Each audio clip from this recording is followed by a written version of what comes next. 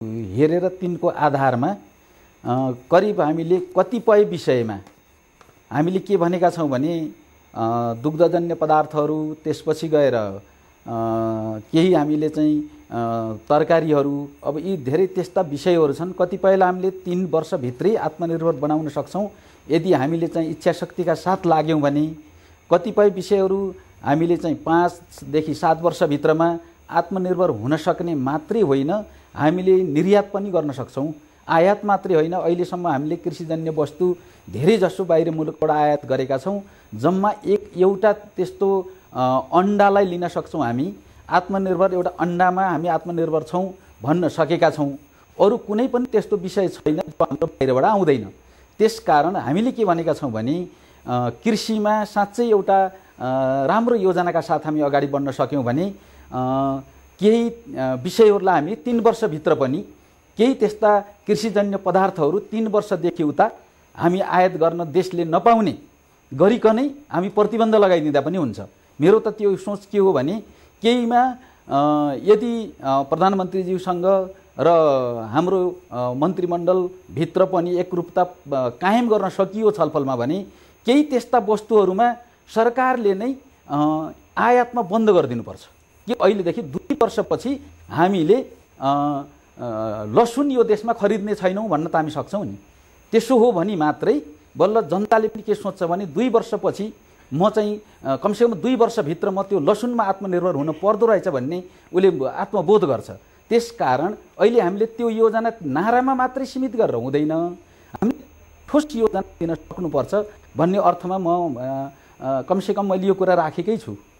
मन्त्रीज्यू, अहिले 50 लाख युवा विदेशिएका छन्, गाउँ खाली छ, कृषि योग्य जमिन बाँझै छन्। हामी चामल, गहुँ, अरू त तरकारीहरूको त कुरै नगरौँ, इभन कोदोसम्म पनि आयात गरेको तथ्याङ्क छ।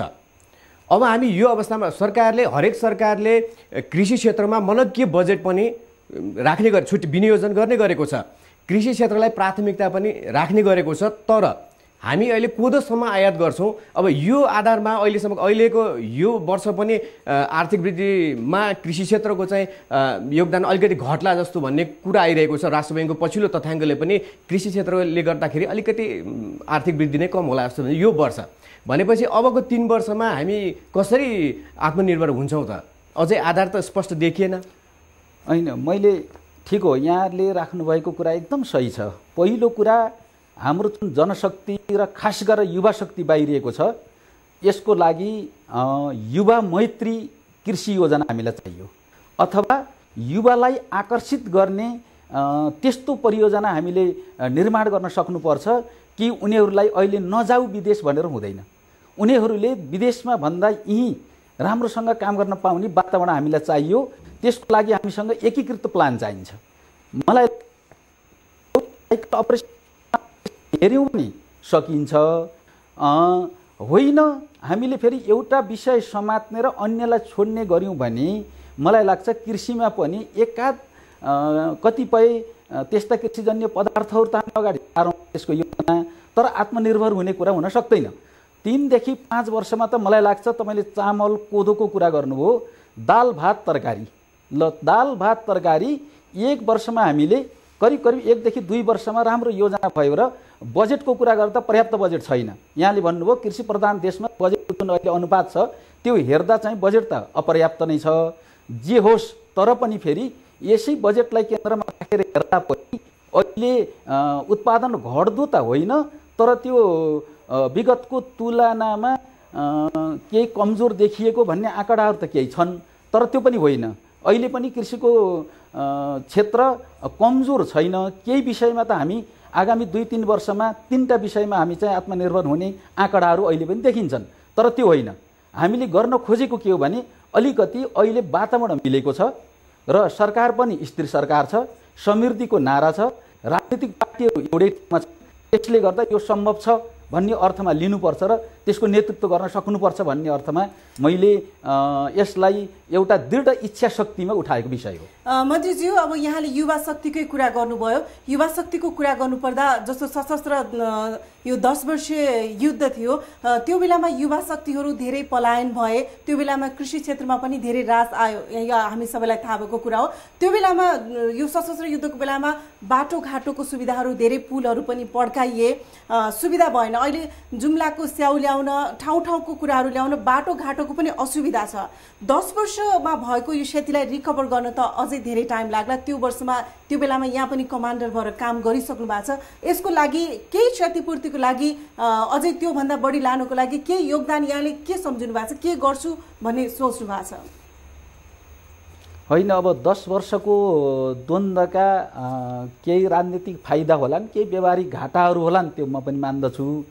तर त्यसको कृषि उपजमा 10 वर्षको द्वन्द्वले पारेको प्रभावलाई अहिले चाहिँ क्षतिपूर्ति गर्नुपर्छ भन्ने त त्यति होइन। त्यो त्यसैमा हाम्रो समय जाने कुरा होइन। मुख्य कुरा के हो भने राजनीतिक स्थिरता जुन प्राप्त भएको छ, यसले अब काम गर्न कसैलाई पनि रोक्दैन। अब बजेटको जहाँसम्म कुरा छ, हामीले अहिले हामीसँग आयात गर्ने वस्तु बाहेक निर्यात गर्ने यो देशमा छैन। यो पनि हामीले बुझेकै छौँ। जनशक्ति हामीसँग ठुलो जनशक्ति यहाँले नै भन्नुभयो विदेशमै छ। यो सबैलाई हेरेर पनि हामीले गर्न सक्छौँ भन्नुको पछाडि केही आधारहरू हामीलाई पक्कै चाहिन्छ। ती आधारहरूलाई हेर्दा म के देख्छु भने अहिले कृषिमा, घर घरमा पुगेको कृषिमा केही आमूल परिवर्तनकारी योजनाहरू अगाडि सार्न सकिएन भने हामी अगाडि जान सक्दैनौँ। त्यसो गर्दा हामीले चाहिँ एउटा विषयलाई अगाडि राखेर कति वर्षभित्र हामीले यी कुराहरूलाई कमसेकम आयात हामीले बन्द गर्छौँ र आत्मनिर्भर हुन्छौँ। यो कुरा हामीले ठोस रूपमा किटान गर्न सक्नुपर्छ। त्यो किटान गर्नको लागि अहिले मैले हेरेको कृषि मन्त्रालय मैले अध्ययनमै छु। मैले अहिले चाहिँ नि ठोकुवाका साथ यही भन्न त म सक्दैन, तर त्यो दृढ इच्छा शक्तिका साथ लागियो भने गर्न सक्ने आधारहरू नेपालमा रहेछ भन्ने कुरामा चाहिँ विश्वस्त छु म। एक त उत्पादन कम छ, उत्पादकत्व कम छ, अर्को त उत्पादनै भए पनि कृषकले चाहिँ फाइदा उठाउन पाएका हुँदैनन्। स्टोरेजको अभावमा सस्तोमा धान भारततिरै जान्छ र त्यहाँबाट चाहिँ महँगोमा चामल आउँछ। यस्तो अवस्था छ। कृषकले धानको उचित मूल्य सुध नपाएर सस्तोमा बेच्नुपर्छ, कृषक घाटाको घाटामै हुन्छन् उत्पादन बढ्दा पनि। अर्कोतिर भारतले यही वर्ष कृषि क्षेत्रमा उल्लेख्य सब्सिडी दिएको छ, सब्सिडी घोषणा गरेको छ। त्यसले नेपालको कृषि उपजलाई निर्यात गर्दाखेरि तपाईँले 5 वर्षमा हामी निर्यातै गर्छौँ भन्नुभएको छ। त्यसमा झन् हाम्रो प्रतिस्पर्धी क्षमता घट्छ। यसलाई दृष्टिगत गरेर के योजना छ? ठिक हो, तपाईँले भन्नुभएको मैले के भनेको छु भने हामीले केही त्यस्ता अहिले भारतीय बजारसँग प्रतिस्पर्धा गर्न सक्ने प्रविधि हामीसँग छैन। सत्य कुरा हो। यहाँले भनेको कुरामा म एकदम अहिले तपाईँले भारतमा 2 लाखमा करिब चाहिँ तपाईँले पाउने ट्र्याक्टरलाई यहाँ 10 लाख हालेर तपाईँले पाउनुहुन्न। 10 लाख खर्चिनुपर्छ र त्यो ट्र्याक्टरले जोतेर उत्पादन गरेको कृषिजन्य वस्तु हामीले चाहिँ भारतमा महँगो रूपमा बेच्छौँ भन्ने पटक्कै होइन। यसको हिसाब हामीले राम्रोसँग गरेका छौँ। त्यो कुरा के हो भन्नुहुन्छ भने अहिले हामीले यति मात्र गर्न सक्छौँ कि हामी आत्मनिर्भर हौँ। हाम्रो उत्पादन, हामीले गरेको उत्पादन कमसेकम यो उत्पादनको क्षेत्र यति विस्तारित गरिदिउँ कि जनताले कमसेकम आफ्नै घरमा टमाटर र खुर्सानी रोपेर खाने वातावरण, चेतना, चिन्तन मात्रै गर्न सक्यौँ भने हामी आत्मनिर्भर हुने आधार चाहिँ असाध्य साना छन्, देख्दा साना छन्, तर ती चाहिँ यति मजबुत छन् कि हामीले अहिले अन्य बजारसँग प्रतिस्पर्धा गरेर पुर्याउन सक्छन् भनिएको होइन। मैले भनेको के हो भने जस्तै अर्ग्यानिक वस्तु उत्पादन गर्नुभयो भने हामीले ती चाहिँ कृषिजन्य वस्तु अर्ग्यानिक एउटा नाराको रूपमा विकास गऱ्यौँ भने, विषादी प्रयोगलाई हामीले हटाउन सक्यौँ भने, यस्ता कारणहरू छन् जसलाई हामीले केन्द्रमा राखेर निर्णय गर्न बित्तिकै अहिले हामी कमसेकम आत्मनिर्भरतातिर, तर हामीले उत्पादन गरेको अर्ग्यानिक वस्तु चाहिँ महँगो हुन्छ। त्यो महँगो जो हेल्थ कन्सियस मान्छेहरू छन्, जहाँ बसोबास गर्छन्, त्यो ठाउँमा महँगो पनि जान्छ। त्यसले गर्दा त्यस्ता वस्तु हामीले निर्यात गर्न पनि सक्छौँ। तर कतिपय कुरामा हामी आत्मनिर्भर यहीँ हुनुपर्छ। त्यसलाई साना साना योजनाहरू एकदम त्यो माइक्रो लेभलमा हामी पुर्याउन सक्यौँ भने सकिन्छ भन्ने अर्थमा मैले त्यो कुरा गरेको हुँ। र मैले यो यसमा दृढ पनि छु कि अहिले हामीले जसरी चाहिँ कृषिको क्षेत्रमा लगानीहरू जसरी भइरहेका छन् अथवा हामीले कृषि जन्य वस्तुहरूलाई व्यवस्थापन गर्न सकेका छैनौँ, त्यसले गर्दा पनि ठुलै समस्याहरू यहाँ देखिएका छन्। मासु उत्पादनको कुरा तपाईँले गर्नुहोस्, अरू चाहिँ तरकारीजन्य कुरा वस्तुहरूको उत्पादनको कुरा गर्नुहोस्, यी सबै पनि छन्। अन्य खाद्यान्नको कुरा गर्नुहोस्, यो उत्पादनलाई एकातिर जमिन जो चाहिँ यस्तो अवस्थामा छ, नेपालको जमिन खण्डीकरण भएर सिद्धिएको छ, यसलाई जमिनलाई रोक्नु पर्यो। जमिन भन्ने बित्तिकै सिँचाइ, यो भनेको एकीकृत विकासको लागि अहिले जस्तो वातावरण थिएन। अहिले चाहिँ अलिकति एकीकृत विकासको लागि अन्तर मन्त्रालयको समन्वय, त्यसपछि गएर स्थिर सरकारले गर्ने कमान र चाहिँ इच्छाशक्ति भएका लिडरसिप, त्यो भयो भने अहिले चाहिँ यो वातावरण छ। यसमा अहिले नै राम्रोसँग सकारात्मक सोचका साथ लाग्नुपर्छ भन्ने मान्यतामा आधारित हो मैले अगाडि सारेका केही कुराहरू। तर यसलाई व्यवस्थित रूपमा अध्ययन गरेर त्यसपछि हाम्रा समस्याहरू कहाँ छन्, कमजोरीहरू कहाँ छन् भनेर यसलाई अगाडि सार्न बाँकी छ। यो केही दिनभित्रै गरिन्छ। यो पनि मन्त्रीज्यू, हामीलाई समय दिनुभयो, समय सम्वादको लागि धेरै धेरै धन्यवाद र यहाँको इच्छा शक्ति र कार्यकाल सफलताको शुभकामना पनि दिन चाहन्छु। हजुर, यहाँहरूलाई पनि म धेरै धेरै धन्यवाद दिन चाहन्छु।